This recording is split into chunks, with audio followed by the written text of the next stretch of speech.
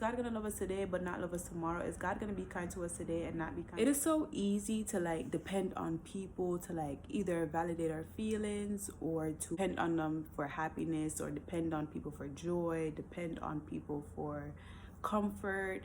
And sometimes that is, well, all the times that is not really good, because sometimes in a season where the person that you're probably dependent on for probably like reassurance or for to be your safety net, when that seasons change and they're no longer being that support system for you, and they just change, right? We're humans, we're fragile, and we are sensitive beings, and sometimes we depend on people to do what people sometimes cannot do.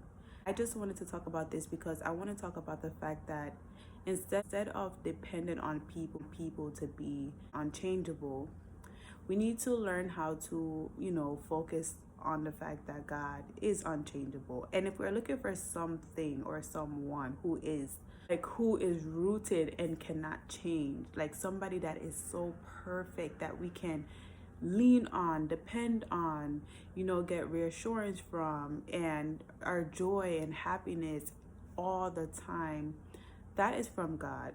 God is the only one that can fulfill what humans cannot. God is the only one that can be that unshakable rock that you're looking for, be that unshakable friend that you're looking for. Depending on God and not people is easier said than done. Like, what would be a better choice here? To depend on something that you know that will never change, or to depend on something or someone that you know will eventually change, or maybe even fade away. God is a God that is unshakable. He is rooted. He is our rock, right? And people are not. People are shaky, like me, flaky. Sometimes, we are humans. When we depend on God, able to lean on God and to take off pressure of other people, whether our friends, our loved ones, or, people in general, to fit shoes that they're not meant to fit in the first place, right? God's task is that He can fit all shoes. He can fit every single shoe that you're looking to be filled. And that's just to be like an example. Anything that you need God to be, God can be. But anything that you need men to be, and I'm talking about women and men, so we can understand, like man to be, sometimes they're not going to be that, because sometimes we look at people to give us things that sometimes they don't have. And when I'm saying, I'm not talking about materialistic things, I'm talking about like, peace or joy or happiness. And we try to speak to them and tell them like we need this and this. And then if they don't give that to us, then we start to become, upset, or, and I feel like God supplies those things. He's the source of those things. So we don't have to look to people to, or put on a lot of pressure on people to be what they were not meant to be in the first place. That's where we're all learning how to be kind, loving, caring, long-suffering, and patient, and gentle, and all the things that God created us to be, because He wants us to become what He is, so that we can, learn how to be that for other people as well. If you understand what I'm saying here. But when we learn how to keep God at the center, because we recognize that He can fulfill all our needs, then it is easier for us to recognize, like, if somebody or someone or something is not giving us maybe the satisfaction, or maybe like filling us up the way how we want to be filled up, we know that we don't have to stress about it. We don't have to worry about it, because we know that God can do all things, right?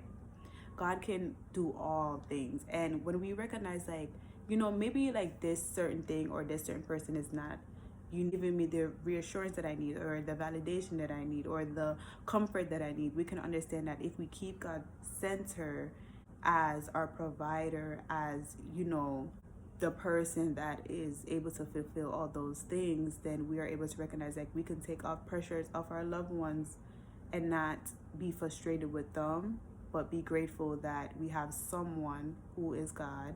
To be grateful that we have someone that is God, that can really fulfill all those things that men cannot. When we lean on people to fill shoes that they're not meant to fill, people are not God.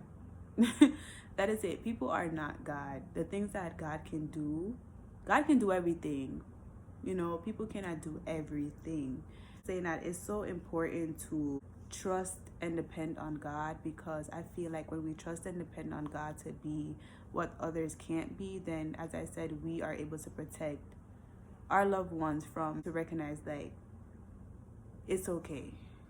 You may not know how to come through for me right now, but God knows how to come through for me all the time. And I'm going to take off the responsibility that I have placed on you to be what you cannot be. Because sometimes, like as I said, people are able to be certain things to you in a season, and then when they start to switch and change, then we start to probably like think like what is going on here or things like that. But I think sometimes that occurs because God wants us to understand that, you know, we do not get, they're not our source, He is. Okay, so in the Bible right here in Hebrews, so Hebrews 13 verses 8 says, Jesus Christ, the same yesterday and today and forever. So we can recognize that Jesus is the same today and forever. The same yesterday, today, and forever. So we can recognize that we can depend on Jesus because Jesus is very much, He changes not. Like God does not change, right? So in Malachi 3 verses 6, right here, it says, for I am the Lord, I change not. That God is a God who changes not. He does not change. He is the same. And that is what we need. We need to learn how to depend on someone who changes not people who changes, you know. Not saying that you cannot depend on people, but it's better to depend on God who changes not and is the same. And we don't have to worry about, oh, is God going to love us today but not love us tomorrow? Is God going to be kind to us today and not be kind to us tomorrow? Is God going to provide for us today and not provide for us tomorrow? Is God going to tell us that He's going to make a way out of no way today, but then tomorrow He changes His mind? Is He going to you know, be mad at me tomorrow and take away all my blessings, all my gifts, all my hope for salvation because I am a sinner? No, because the same God the same God of how He was in Abraham days, in Adam and Eve days, that is the same God we are serving today. That is the same God that, you know, have our back. That is the same God who loves us. That's the same God who cares for us. That's the same God who wants us to be rooted in Him, not rooted and dependent on people who, as I said, is not rooted themselves. Sometimes we're not all rooted. Sometimes we are shakeable, and sometimes we are, you know, flimsy. Sometimes we make promises, we don't keep them, and that's just us. We're just humans. We're just imperfect, but God is perfect. And that is like the whole idea of this myth. That's the whole message right here. We are imperfect, but God is perfect. So, but I really hope you guys understand like what I'm saying here. I know it's a lot, but I really hope you guys understand what I am saying. So yeah,